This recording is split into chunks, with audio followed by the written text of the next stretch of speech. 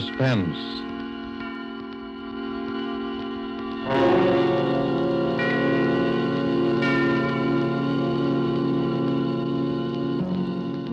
This is the Man in Black, here again to introduce Columbia's program, Suspense. Tonight, heading our Hollywood cast are two noted leading men. One, Mr. Preston Foster, a star long established, the hero of many an adventurous film, the latest, the 20th Century Fox production, Guadalcanal Diary. The other, Mr. Dane Clark, a newcomer to the screen, whose auspicious debut in Action in the North Atlantic has made him warmly welcome in these parts. Mr. Clark appears tonight as a young man who awoke one morning to find himself in a very serious jam. And Mr. Foster is the San Francisco homicide detective who is willing to help his friend, up to a point. The play called The Singing Walls by Robert L. Richards, adapted from a story by Cornell Woolrich, is tonight's tale of suspense. If you've been with us before, you will know that suspense is compounded of mystery and suspicion and dangerous adventure. In this series are tales calculated to intrigue you, to stir your nerves, to offer you a precarious situation, and then withhold the solution until the last possible moment. And so it is with the performances of Preston Foster as Detective Denny Sullivan and Dane Clark as young Tom Cochran. We again hope to keep you in suspense.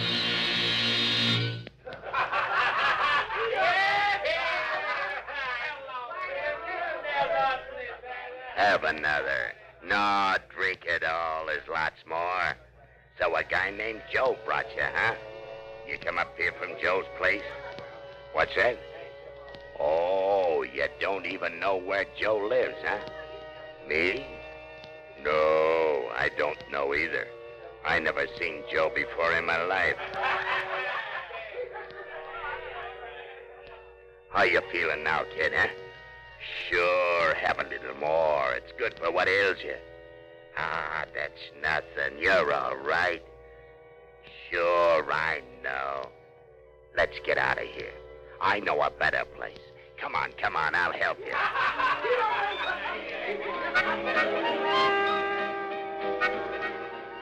No, that's not a window. It's bricked up. They put a building up right behind this one. That's right. It comes right out of the walls.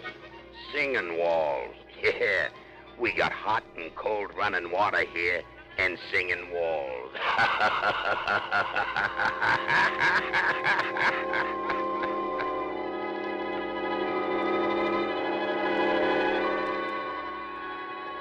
Have another.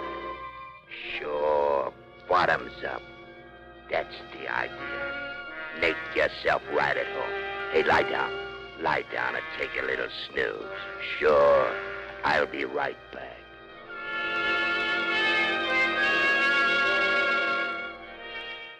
What's the matter? Have a little trouble in here while I was gone? Oh, it's blood. Sure, blood. All over your shirt. Oh, him? Oh, he's all right. Just put him in the closet. Lock the door. Like that, see? Now you put the key right in your pocket so you'll know just where to find it. Don't worry, he'll be all right. No, I'm not going anyplace. I'll be back in just a minute. Here, have another. I'll be back in just a minute. No, let me out. Let me out of here. Tommy! Let me out of here. Tommy, No. what's the matter? No. Tommy!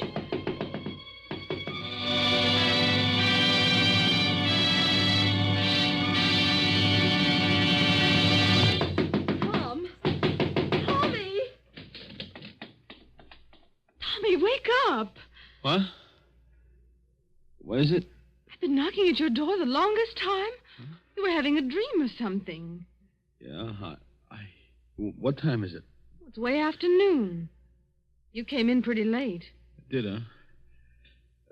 Toss me my bathrobe, will you, sis? Don't you know what time you got in? Not exactly. Oh, Tommy.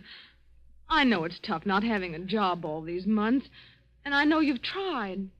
But this isn't doing you any good. I know, sis, but last night was the first time in a month, and anyway, it was different.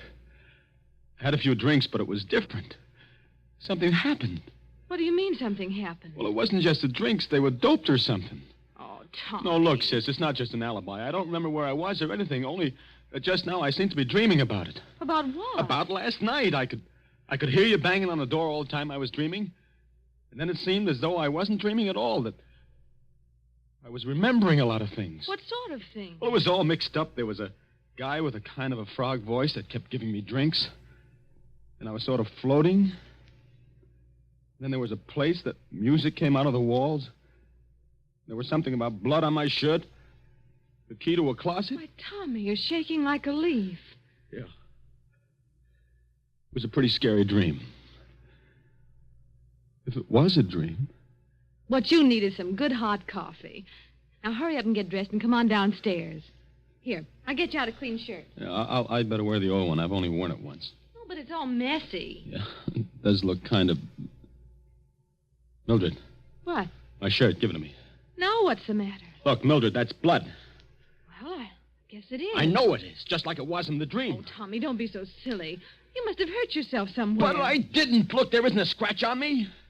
Well, then you got in a fight. Maybe. What else could it have been? Well, that's what I'm trying to think. Well, stop thinking and hurry up and get dressed. My goodness, look at the way you threw your clothes around last night. Trousers on the floor. Here. Oh, dear, everything's falling out of the pockets. I'll pick it up. You get dressed. Thanks. You didn't come home with much, did you? Well, I didn't have much to start with. Well, I'll put it all up here on the bureau. 25 cents in change and your keys. Now, hurry. What'd you say? I said hurry. No. Before that, what'd you say? I said I put your change and your keys up in the bureau. Keys? Yes. Mildred, I only have one key. Well, there are two there now. I know. Let me see them. Here. One's the key to the front door. Yeah, but the other one. Doesn't belong to any door in this house. It's the key to the closet. What closet? Last night it wasn't a dream. Tommy, what are you talking about? Mildred, you better call Denny right away. But he's on duty. I know, but get him over here right away.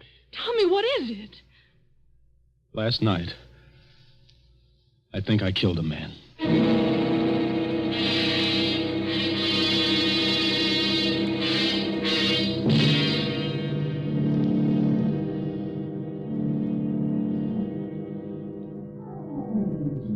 Let me look at your eyes. Listen, Denny, Mm-hmm.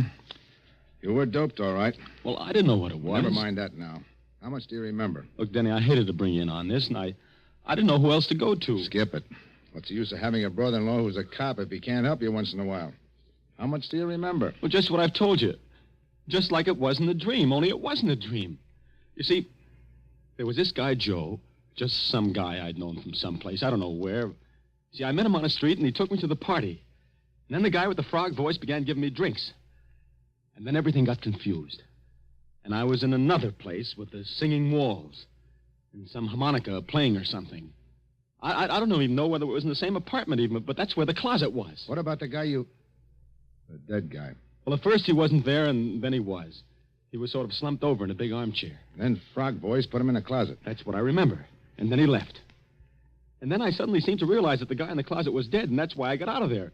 I don't know how. You don't have any idea where it was? No, I don't even know where the party was. And you'd never seen any of these people before? Except this guy, Joe, who took me to the party. And that's all I know about him, Denny. Just a guy named Joe that I knew by sight from someplace. I don't know where or his last name or anything. Not much to go on, is there, kid? No, not much. A guy named Joe, singing walls, in a closet. Another guy with a froggy voice. But I'd recognize him or his voice if I ever saw him again. Tommy, you're in a jam. The way it looks right now, there's a dead man in a closet somewhere in this town, and you killed him. Oh, but Denny, Well, maybe you didn't. And if we find him before somebody else does, maybe we can figure out what did happen. The way it stands now, you're it. I know. We haven't got much time, either. If the place is an apartment, they probably would have found the body already, and I'd know about it. It's a hotel. They check the guests out by 6 o'clock. That gives us about 4 hours. 4 hours. For the murderer to find the guy he murdered. It's kind of crazy, isn't it? Tommy, you know how I feel about Mildred. You know I don't exactly hate you either. You know I'll do everything in the world I possibly can to clear you. Sure, Denny, I know. But I'm a cop, Tommy. If you did it, you know I'm going to turn you in, don't you? Sure. I know that, too. Okay, kid. Now, let's start from the beginning. What about this Joe? I don't know anything about him. You know his name, you know his face. Think, Tommy, think. I'm trying to. If I could only remember. If I could only remember.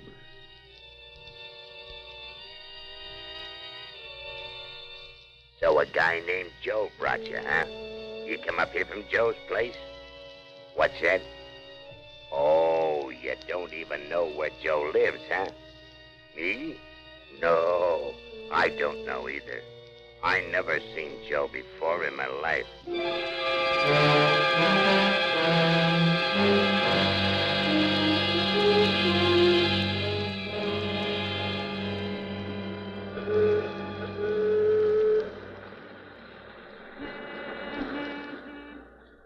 You still don't get it, Tommy? No, I don't. You told me where Joe is. I have? Sure, you see the sign over that saloon? Yeah, it's Joe's place. But how do you know that? Tommy, you were playing with bad boys last night. And this is where bad boys hang out, among other places.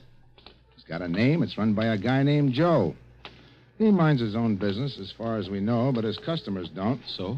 It all clicked when I remembered you said the guy with the frog voice asked you if you came up there from Joe's place. He didn't mean where Joe lived or anything. He meant this place. He thought maybe you were one of the boys. Yeah, but how did I ever meet this Joe? I've never been here in my life. He runs another joint, a respectable saloon. It's a sort of cover, about 3 blocks from our house, the Town Tavern. Hey, that's right. Remember? Now, Joe may or may not be in on this.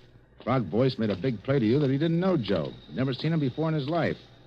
His customers always cover him. It's better for them that way. But if my hunch is right, Joe is going to be plenty surprised when he sees you walk in there. Me? Walking there? Ah, don't worry. Just walk in and sit down at the bar. If you're not out in a couple of minutes, I'll know you recognize the guy and we're on the right track. I'll come in as though I didn't see you and go into the phone booth. And then what? Then we'll see. Okay, kid? Okay. Oh, one thing. Yeah? If he offers you a drink on the house, take it. Sure. Well, here goes.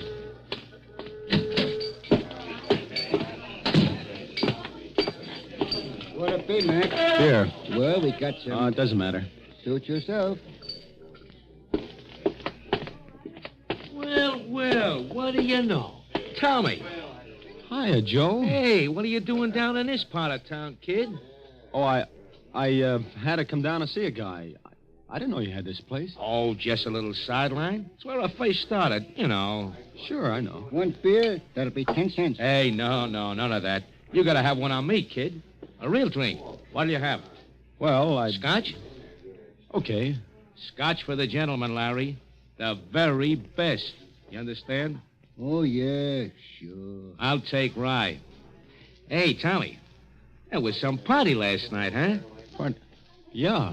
Hey, where'd you disappear to? I was looking all over for you. You know, that's a funny thing. I don't even remember. I get it. Well, a guy has to cut loose once in a while, huh? Yeah. One scotch, the very best. And one rye. Well, here's to you. Wait a minute. Hey, who are you? This is my brother-in-law. Denny, this is Joe.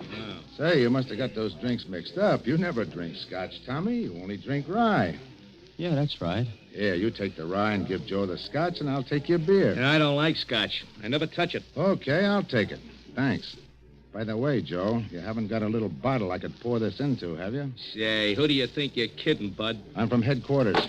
There's my badge. Oh, now, wait a minute. I didn't know that you... I suppose you don't know what I'd find in this drink if I took it down to be analyzed either. Hey, now, look, I don't want any trouble. I never had any. They can tell you down at headquarters. Of course, it's a matter of dough. You can't buy your way out of this one, chum. I want talk, and I want it quick. What kind of talk? Where'd you take Tommy last night? It was just a little party, a private party. Went Yeah, out there. and they slipped things in people's drinks there, too. Now, I don't know anything about that. Now, honest, I hardly know the people. Who's the guy with the frog voice? Voice? I don't know any guy with a frog voice. Now, look, I told you I don't want any trouble. They can tell you that down at headquarters. Listen, there's a narcotics rap in this for somebody, and it could be you. Where was the party? Courtney Square West, number 75. Some people named Sorrell. Come on, Tommy. You're coming too, Joe, just in case.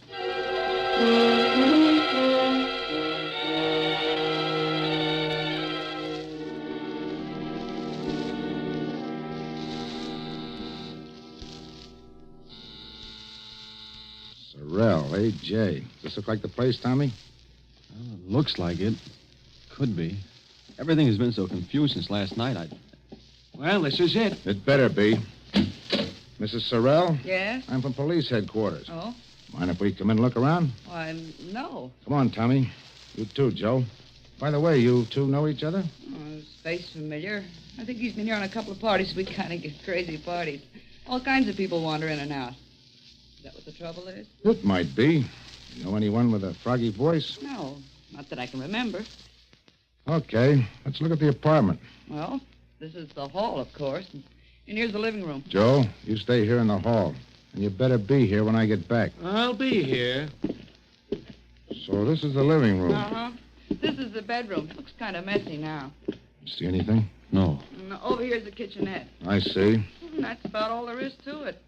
What's that room there? Oh, that's just a sort of storeroom. Well, I think we better look at it, though. Come on. Well, all right. You... There, see? There's nothing much in it. An old armchair and a bed. We use it as a guest room sometimes. Jenny, that closet. Oh, there's nothing in there. Just a lot of old odds and ends. Open it. Well, it's locked. All right, unlock it. I'm not sure where the key is. And, lady, you better find it. Well, I'll try. Be right back. Is this it, Tommy? Well, there was a closet like that. And a window just over there where that one is. And the armchair and the bed. Don't you remember? I can't, Denny. Let me have that key. Wait a minute. Here she comes. I think this is it. Try it. It sort of sticks sometimes. I'll help you. There it comes. See? Just a lot of old junk. Uh-huh. Oh, come on, Denny. You sure? Sure, I'm sure. Come on. Well, I guess that's all, Mrs. Sorrel. Thanks for showing us around. That's all right. Hello, Joe. Still here, huh? You don't mind if I stay here and visit a while, do you? No, I guess not. Well, goodbye. Bye. Thanks again. Well, goodbye and good luck, copper. I'm sorry, Denny. That was a try. Well, what do we do now? I don't know, Tommy. I don't know. Think, Tommy. Think. We found Joe. Now, what about those singing walls?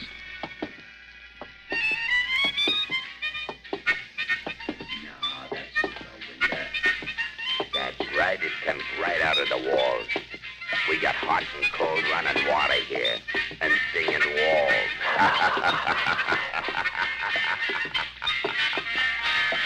Denny. Yeah? Listen. What? That's it. The singing walls. The music I heard last night. You sure? Sure. I remember the piece, the harmonica, and everything. It's coming from right around here someplace. Denny, it's coming from their apartment, the one we just left, Sorrel's. Well, come on. This must be the place, Tommy. The closet, now the music. They must have been pulling a fast one on us. Well, All right, quit stalling. Come on, Tommy. darling? You heard me. You two brushed us off pretty slick, didn't you? Hey, now listen, I told you I don't know anything about this, but if you... Where's the music coming from? Well, from the radio. The radio? Yes, I turned it on in the kitchen just now while I started to fix dinner. It's a little portable. And here, see? Okay. Now, I don't get it. What did you mean by... Skip it. Well, Tommy, here we go again. I don't care. That was the music I heard. And that's the same number, and it sounds like the same band. Hey, wait a minute. Now what? Where's your phone? On the desk. Tommy, look Yeah? and see what station that's coming over. All right. WBTA. It's a local station. Thanks. Hello? Operator? Get me station WBTA. A radio station. I don't know what the number is. Just get it. This is a police call. Thanks.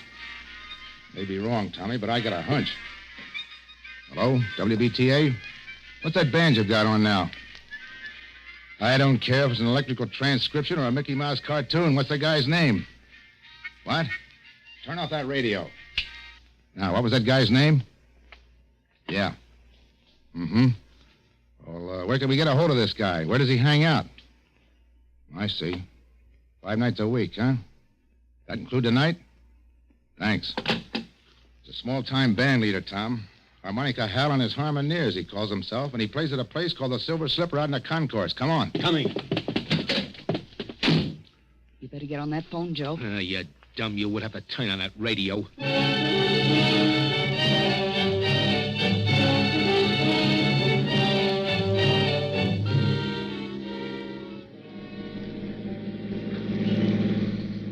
There's a silver slipper right over there. Okay, let us out here. Right. Here you are. Thank you, sir.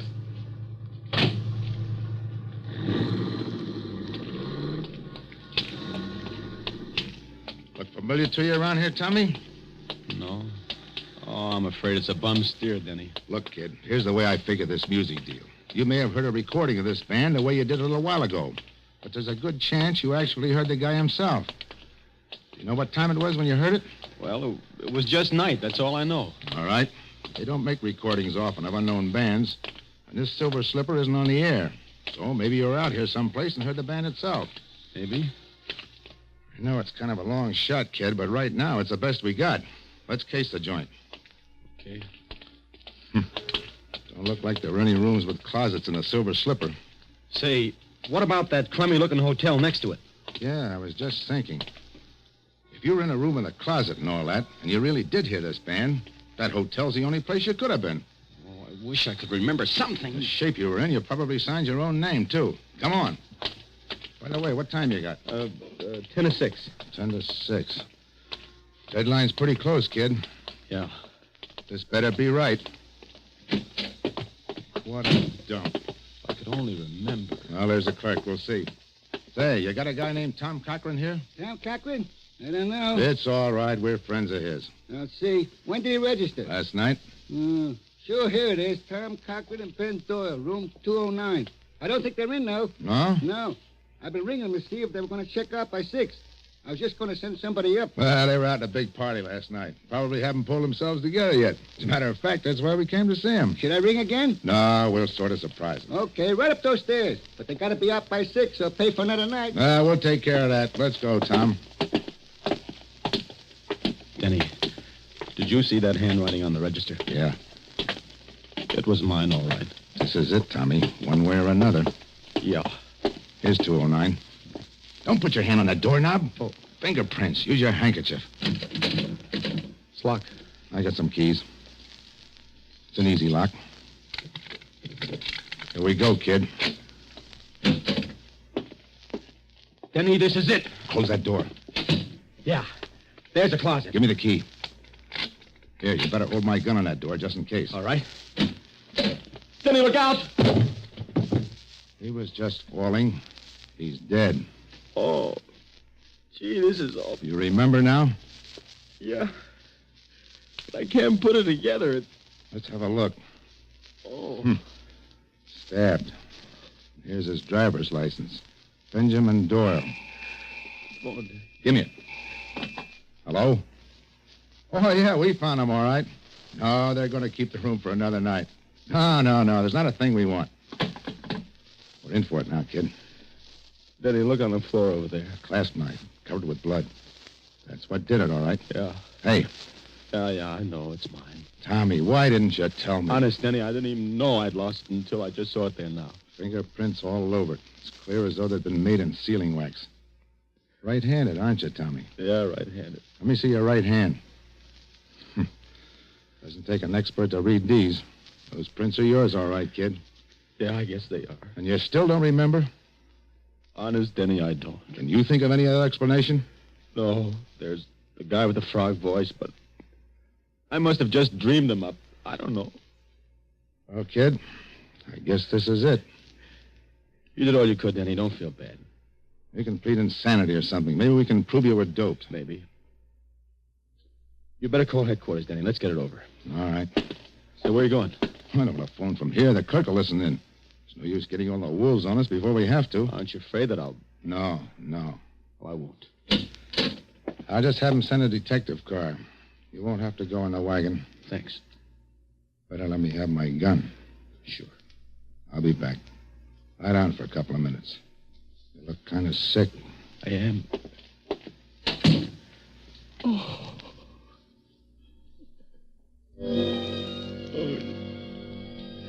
That's the idea. Take a little snooze. I won't be gone long. Get a little sleep. Do you good. I'll be right back. Have a little trouble in here? Blood.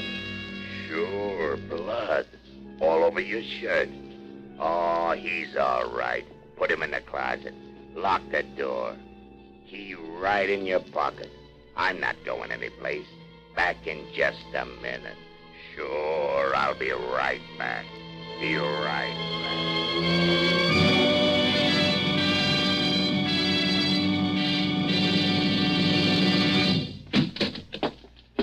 Yes? You! Yeah, me. Hey, what are you going to do with him, Froggy? Get him in the other room until his copper friend misses him and starts looking. Now, listen, I don't want to be in anything like this. Shut up. You're in it up to your neck. Come on, you. Get up. Okay. Get going.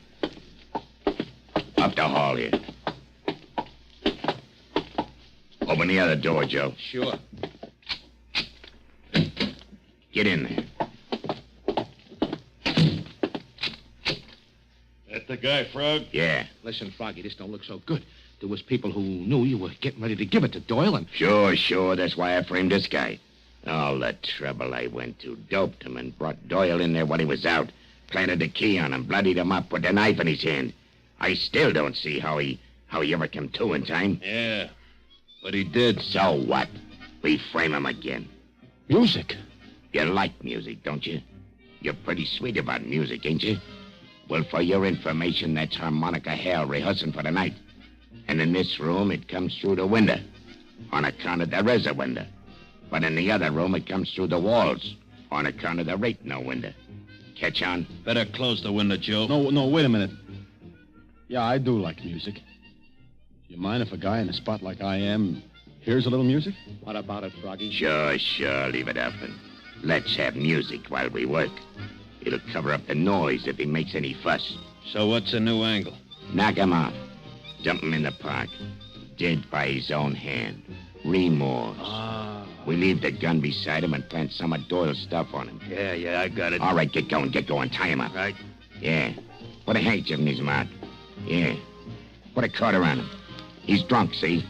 And we're taking care of him. Okay. Where's the car? Round the back. Nobody will see us going out that way. Come on, over there. All right. You ready? Just a minute. All right, take a look. Okay. All right. Take a look out the door. Okay. All clear? Yeah. Let's go. Lock the door after we go on. Okay. Down the hall to the back stairs. Hey, what the... All right, drop those guns and cover him, you guys. I got him. What is this? You'll find out, Graziani. Will Get that gag out of the guy's mouth and untie him, Mike. Sure. Denny, I heard the music. I hoped you would. I asked him to leave the window open. I heard the conversation, too. Enough. Okay, boys, take him down. All right, come on. Say, who are those guys? Graziani's a mobster. Doyle was one of his boys who double-crossed him. How you feeling? Okay, I guess. Say, that was kind of close. Yeah, all the way around. Yeah. Look, kid, Skip it, Denny. I'm sorry, Tommy. Honest. I thought you did it. Denny, until just now, so did I.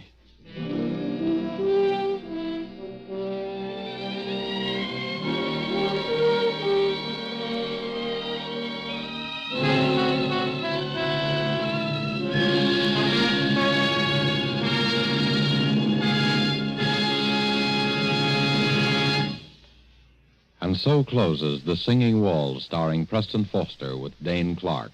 Tonight's tale of Suspense.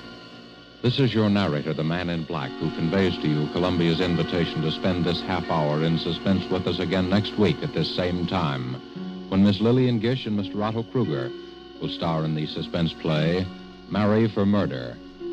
The producer of these broadcasts is William Spear, who, with Ted Bliss, the director, Bernard Herman and Lucien Marowik, conductor and composer, and Robert L. Richards, the radio author, collaborated on tonight's Suspense.